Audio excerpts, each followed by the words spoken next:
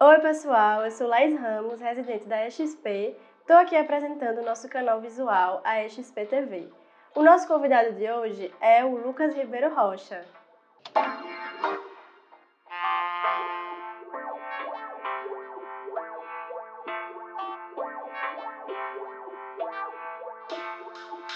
E aí, Lucas, como é que você tá?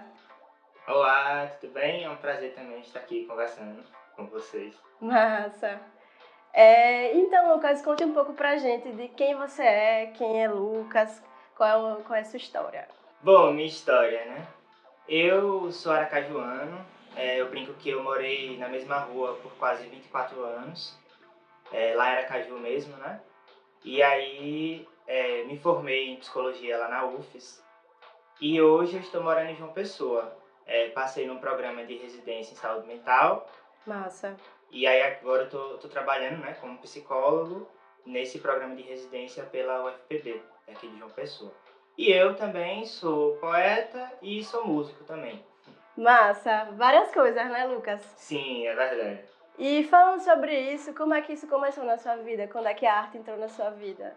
E desde quando você se considera de fato um artista, né? Porque existe uma diferença, né, nesse processo da gente criar, produzir a arte e a gente realmente se entender enquanto essa persona, né, artística. Sim, é verdade. Eu acho que há duas formas de entender a arte, né? Eu acho que dá pra gente entender a arte de uma forma mais institucional e dá pra gente entender a arte também de uma forma mais cotidiana.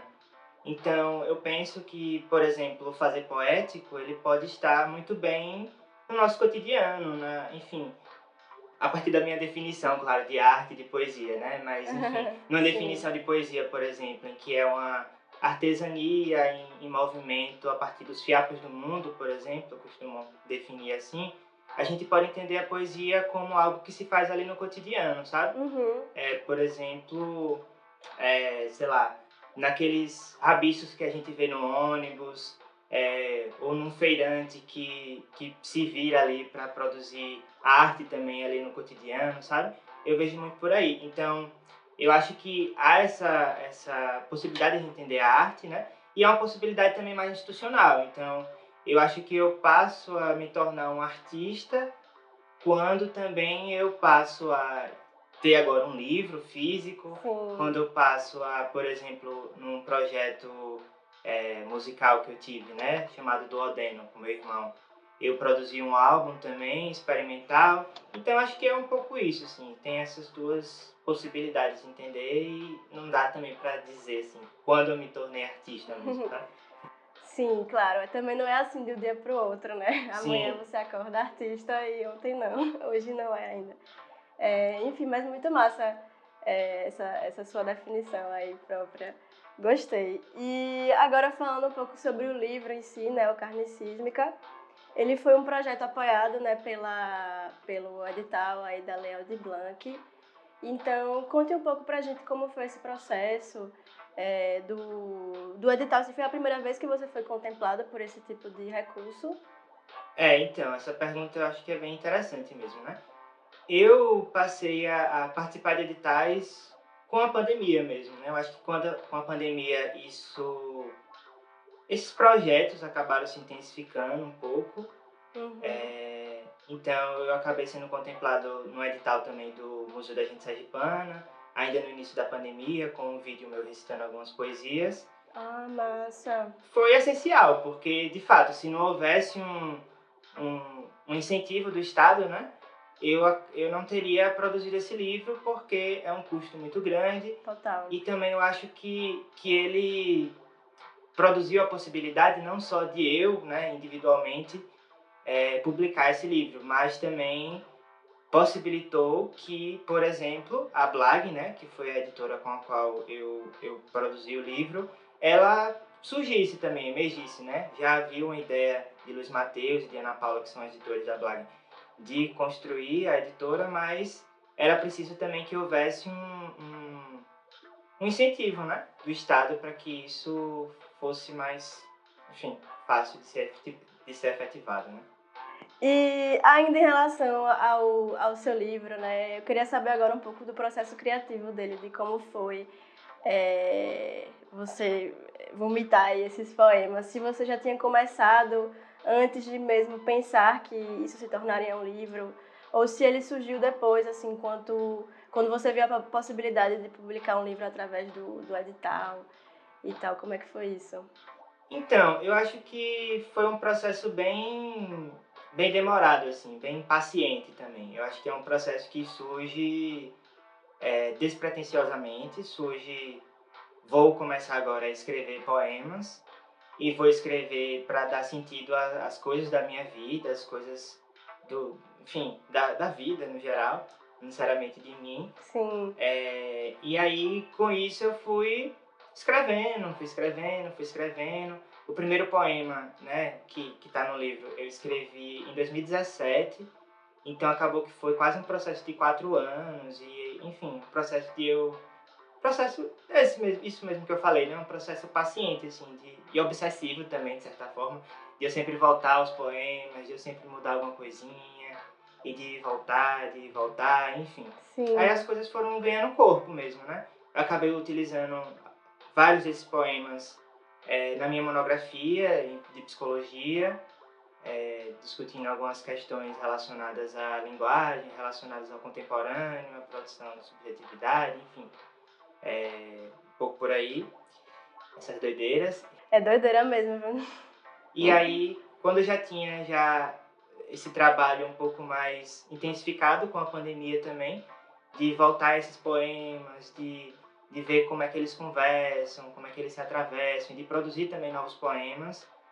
E aí eu já estava com essa ideia mesmo de fazer um livro, de publicar um livro.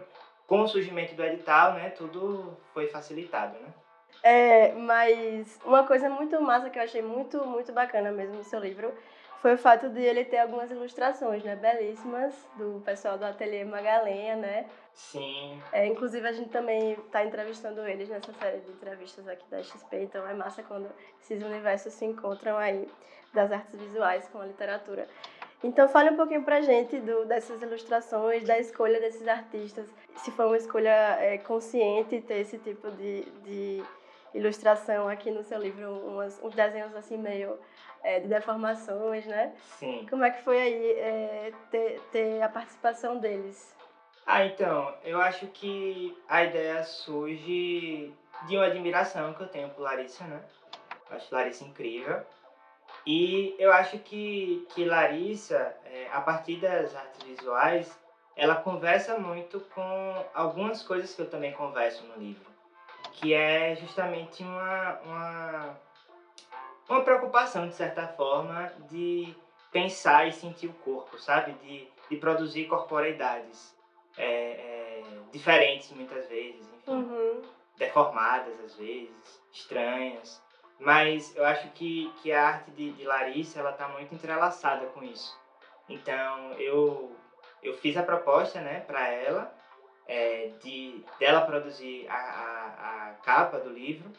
E daí ela comentou comigo que ela estava fazendo esses projetos de capas e de pensar, enfim, outras produções de álbum também, tudo isso, com o Ateliê Magalenha, né? Com o Fael Rocha. E aí Fael também é um cara muito incrível, muito sensível. E foi daí que a gente foi produzindo, né? Foi produzindo e a ideia também era que eu não chegasse a priori com um desejo, com uma expectativa, mas que eles próprios fizessem essa leitura do livro e eles próprios produzissem essa imagem, né, na relação que eles tiveram com o livro, sabe? E aí foi esse processo, e aí, ao mesmo tempo, isso acabou não sendo assim, idealmente, né? A gente foi conversando depois, com o tempo, e aí as coisas foram se deformando. Eles faziam uma coisa, eu sugeria outra coisa, e aí as deformações foram se deformando mais. E eu acho que é muito isso o livro também, né? Essa reforma, essa deformação, e volta, e vai, e muda, e costura, sabe? Acho que é muito disso. Muito massa.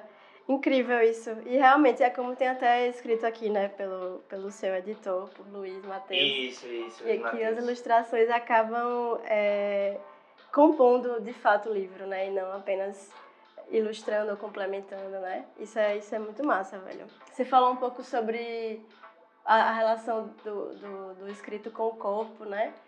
E eu vejo que isso está muito presente no seu perfil enquanto artista, assim, de ter essa coisa mais de performar, né? Da poesia enquanto performance de fato, né? E você gosta muito de recitar, já recitou em diversos eventos. Então, eu queria saber se você toparia recitar algum desses poemas pra gente. De repente, o que dá nome ao livro, o Carne Sísmica. Pode ser. Pronto. Carne sísmica. Respirar. Súbito mundo por asfixia respira. A repetição expira, o erro transpira, fede o suor de erro carne sísmica. Daí o poeta ser um artesão de abismos.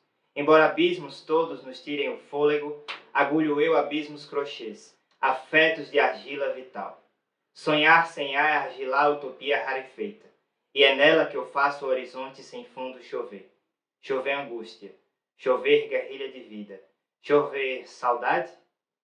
Diga-me, o que faz a poesia senão radicalizar a saúde e enxadar as raízes do corpo do mundo?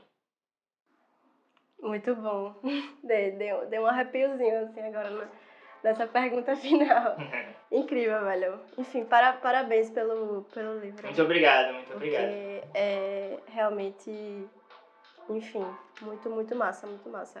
E é isso, pessoas. Então, adquiram o Carne Sísmica com o pessoal da Edições Vlag. Isso aí.